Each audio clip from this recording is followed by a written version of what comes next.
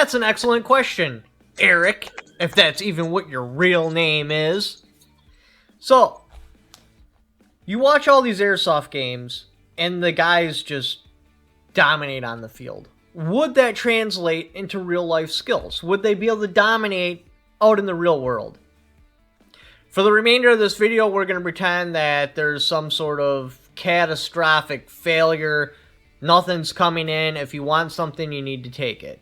And probably from someone else.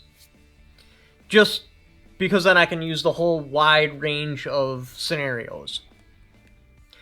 So would that translate into the real world? Yes and no.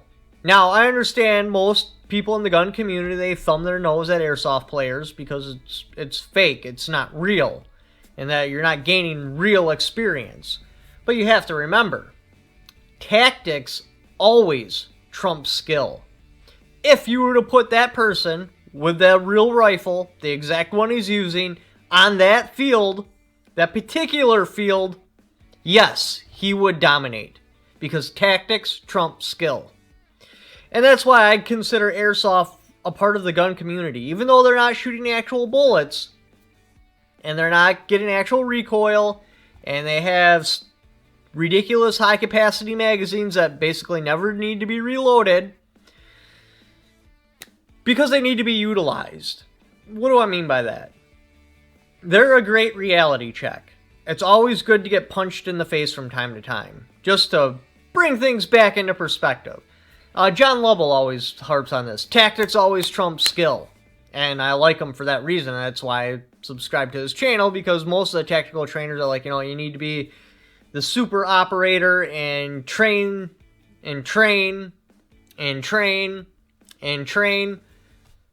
But it doesn't really matter. If you were to take some special forces, super operator, highest trained person in the world, and put them on your home court, on your home field, with you setting it up to tilt the hand in your favor, you're going to come out on that fight. Unless, of course, they get lucky. If they win, it will be a luck thing. It won't be a skill thing. And it's always good to go on an airsoft field and just get worked. Just brutally worked. The craftiness that those people come up with when they know the field inside and out, it just helps you bring it back down to earth and be like, okay, there's always someone that's a little bit better than me. Especially when we're talking about going onto their home field. Now, why that matters is, for example, let's say I've never ever done airsoft before. I've taken all this training course. I have all the best gear money could buy, and that situation happens like I was talking about, and I go to loot a Walmart. I got night vision, so I do it at night, and there's somebody already that's taking up residence there. They're going to get me. It don't matter how good I am. Because anybody even with a half of a brain, let's say the only thing they got, we'll pretend there's two people. The only thing they got is standard M4 carbines. No night vision, no white light, nothing. We'll even give them a flashlight. So you got your basic setups of the aisles.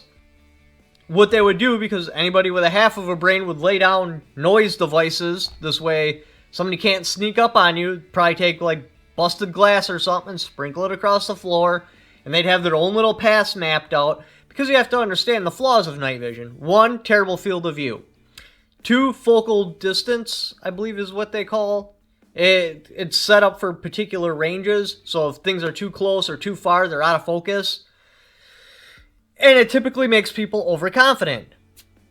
So me, as a super tactical operator person, would come in, I'd start crunching on the glass that they set up in the noisemakers, because it'd be hard to see because it's right there and it's out of my focal distance. Focus distance. Focus. I'll roll in the actual word of what it's called. I'd have to step on it. There'd be no way of getting around on it. So they'd hear me coming. If I was them, what I would do is I'd go where a natural choke point is.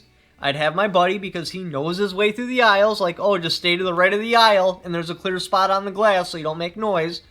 Go on this side of the aisle. When you hear him crunching to here, turn on your flashlight and just set it in the aisle, because it's going to take a little bit for his night vision to adjust. Like, as soon as you set it down, get the hell out of there, and I'm going to pop out from behind them, and I'm going to take them down.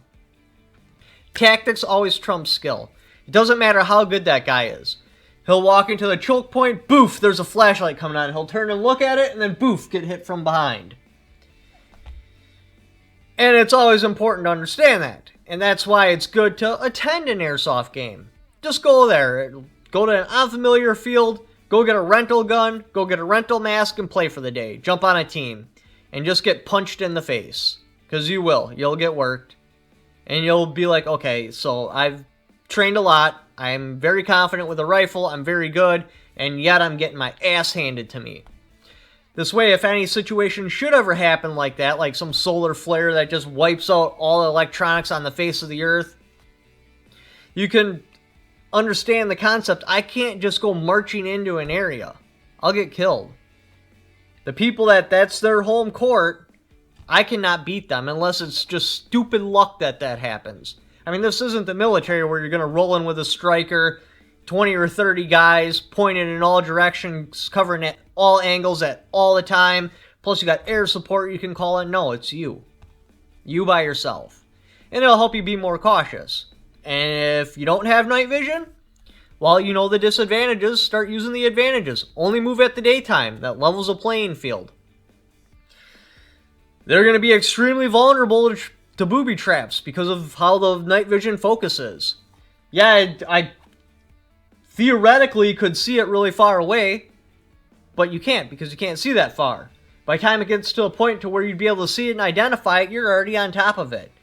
And they're overconfident. So if you can get your hands on night vision, most people do not understand light discipline. They're going to be clicking on their IR lights thinking that they're the only ones out there with night vision and no one can see the IR. You can't win just by being good skilled. You got to be careful because tactics always trump skill. Some inexperienced, barely trained person is just as deadly if they have the drop on you as some experienced person because they have the drop on you. And that's kind of what I wanted to touch on. If you've never been to an airsoft game, I think you should go. It's a great learning experience to see you don't suck. You're confident, you're good. But because you're in an unfamiliar area against people that know the area like the back of their hand, you just get worked. Just smashed into the ground. So, back to the question. Can that guy perform just as well with his airsoft gun with a real gun? Yes, on his home turf. Throw him anywhere else? No. He's just another person. So, is airsoft a valuable training aid? Yes, for two reasons. One, it's good to get punched in the face and reality check yourself. Two, strategy. And that's what you're mainly going to learn out of airsoft games is strategy. And those are very important skills. If you'd like to check out any of my other videos, click on the links up here. If you'd like to help support the channel, click on my Patreon. I'll also have affiliate links in the description down below. If Amazon still sells airsoft guns, I'll put one on there that I recommend. Even if you don't buy whatever the link is for, whatever I post on there, just clicking on that link and doing the Amazon shopping you were going to do anyway, I get a little kickback for it because you went there off my channel. Thank you for watching. Don't forget to subscribe.